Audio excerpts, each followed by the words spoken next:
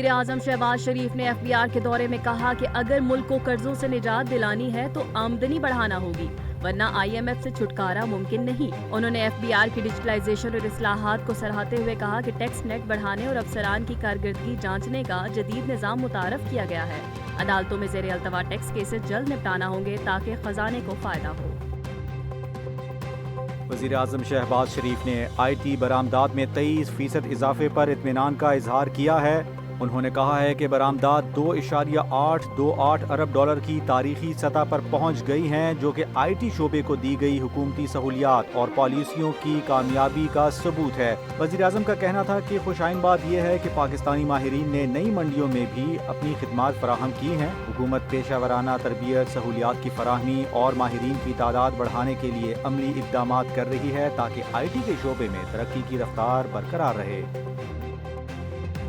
وزیر اعلیٰ پنجاب مریم نواز نے کہا کہ دھی رانی پروگرام کے تحت 2000 بچیوں کی شادیاں کرائی گئی۔ ریاست اگر خصوصی افراد کا ساتھ دے تو ان کی مشکلات کم ہو جاتی ہیں۔ انہوں نے کہا کہ اب حکومت خود عوام کے دروازے پر جا رہی ہے۔ 30 لاکھ افراد تک ان کا حق پہنچایا گیا۔ جن کے پاس زمین نہیں انہیں مفت 3 مرلہ پلاٹ دیے جا رہے ہیں۔ اپنا گھر اسکیم کے تحت 30,000 سے زائد گھر تعمیر ہو چکے ہیں۔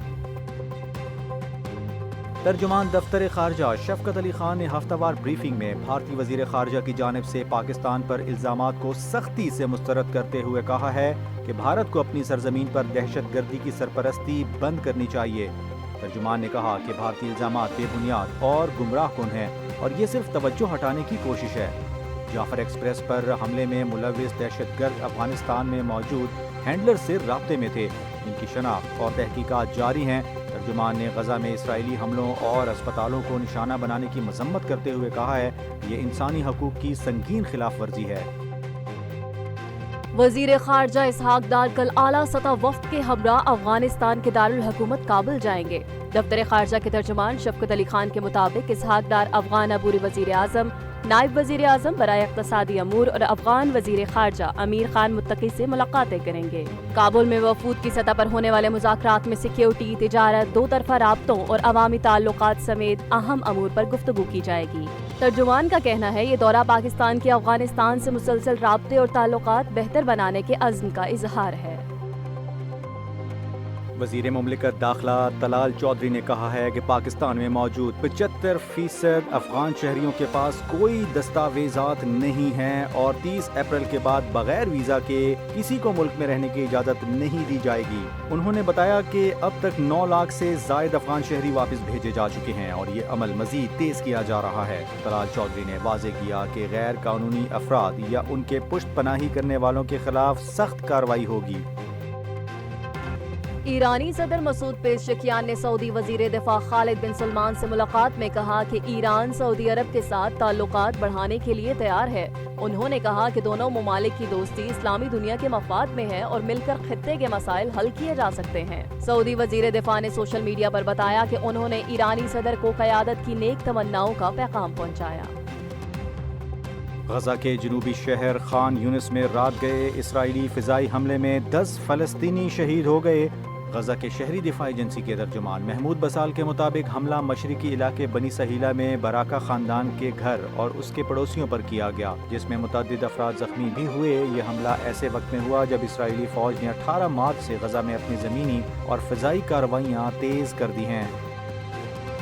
وزیر اعظم شہباز شریف کی زیر صدارت امن و امان پر اہم اجلاس ہوا۔ انہوں نے کہا دہشت گردی کے خاتمے کا جہاد جاری رہے گا اور دشمنوں کو عبرتناک شکست دیں گے۔ وزیر اعظم نے کہا کہ پاکستان کے دشمن ہماری معاشی کامیابیوں سے خائف ہیں۔ سیکیورٹی فورسز کی قربانیاں قابل فخر ہیں۔ انہوں نے سیف سٹی منصوبے جلد مکمل کرنے، اسمگلنگ اور انسانی اسمگلنگ کے خلاف کارروائیاں تیز کرنے کی ہدایت کی۔ اجلاس میں بتایا گیا کہ ملک کے مختلف شہروں میں سیف سٹی منصوبے جاری ہیں اور نیکٹا میں انٹیلیجنس فیوژن مرکز قائم کیا جا چکا ہے۔ ترقیاتی بجٹ کا 39% خرچ، پیٹرولیم لیوی میں اضافہ۔ وفاقی حکومت نے رواں مالی سال کے پہلے 9.5 ماہ میں صرف 424 ارب روپے خرچ کیے، جو سالانہ ترقیاتی بجٹ کا 39% بنتا ہے۔ کم اخراجات کی وجہ سے ارکان پارلیمنٹ آزاد کشمیر، گلگت بلتستان، سپارکو اور خیبر پختونخوا کے ضم شدہ اضلاع کی اسکیمیں متاثر ہوئیں۔ وزیر منصوبہ بندی احسان اقبال کا کہنا ہے کہ گزشتہ سال کی نسبت 102 ارب روپے زیادہ خرچ ہوئے ہیں۔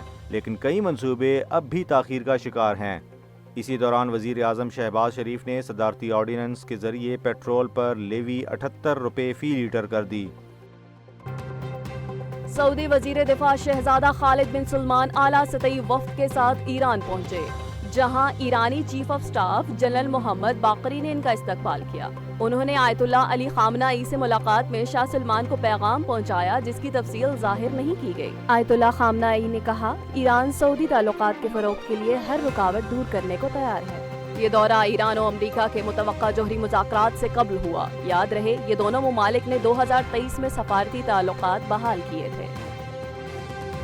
یمن میں امریکی فضائی حملہ، اہم آئل پورٹ کو نشانہ بنایا گیا۔ امریکی افواج نے یمن کے مغربی ساحل پر واقع راس عیسیٰ آئل پورٹ پر فضائی حملہ کیا ہے، جو ایران کی حمایت یافتہ حوثی باغیوں کے خلاف مہم کا حصہ ہے۔ امریکی سینٹرل کمانڈ کے مطابق یہ حملہ حوثیوں کے غیر قانونی آمدنی کے ایک بڑے ذریعے کو ختم کرنے کے لیے کیا گیا۔ حوثی وزارت صحت کا کہنا ہے کہ حملے میں 20 ملازمین جاں بحق اور 50 سے زیادہ زخمی ہوئے۔ یہ بندرگاہ یمن کی بڑی درآمدات اور انسانی امداد کے لیے کلیدی حیثیت رکھتی ہے۔ بجلی صارفین کے لیے خوشخبری ہے، 4 سرکاری پاور پلانٹس نے ٹیرف میں کمی کی رضامندی ظاہر کر دی۔ یہ پلانٹس بجلی ٹیک اینڈ پے کی بنیاد پر فراہم کریں گے۔ سی پی پی اے نے نیپرا کو باضابطہ درخواست دے دی ہے جس پر سماعت 24 اپریل کی ہوگی۔ کمی کی صورت میں بلوکی، حویلی بہادر، نندی پور اور سینٹرل پاور جنریشن کمپنیوں کے ٹیرف کم ہوں گے۔ محکمہ موسمیات نے اسلام آباد اور گرد و نواح میں آئندہ 24 گھنٹوں کے دوران تیز بارش اور ژالہ باری کی پیش گوئی کرتے ہوئے شہریوں کو الرٹ جاری کر دیا ہے۔ این ڈی ایم اے نے پنجاب، اسلام آباد اور شمالی علاقوں میں گرج چمک، موسلادھار بارش، آندھی اور ژالہ باری کی ایڈوائزریز جاری کی ہیں۔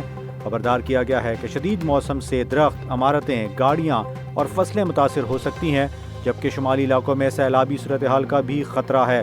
شہریوں اور سیاحوں سے اپیل کی گئی ہے کہ غیر ضروری سفر سے گریز کریں۔ پاکستان وومنز ٹیم کی شاندار کامیابی، ورلڈ کپ میں جگہ پکی۔ پاکستانی وومنز کرکٹ ٹیم نے تھائی لینڈ کو شکست دے کر 2025 کے آئی سی سی وومنز ورلڈ کپ کے لیے کوالیفائی کر لیا۔ لاہور میں کھیلے گئے میچ میں پاکستان وومنز ٹیم نے پہلے بیٹنگ کرتے ہوئے 6 وکٹوں کے نقصان پر 205 رنز بنائے۔ سدرا امین نے 80 اور فاطمہ ثنا نے ناقابل شکست 62 رنز کی شاندار اننگ کھیلی۔ جواب میں تھائی لینڈ کی ٹیم صرف 118 رنز پر ڈھیر ہو گئی۔ یہ پاکستان کی کوالیفائر ایونٹ میں مسلسل چوتھی فتح ہے۔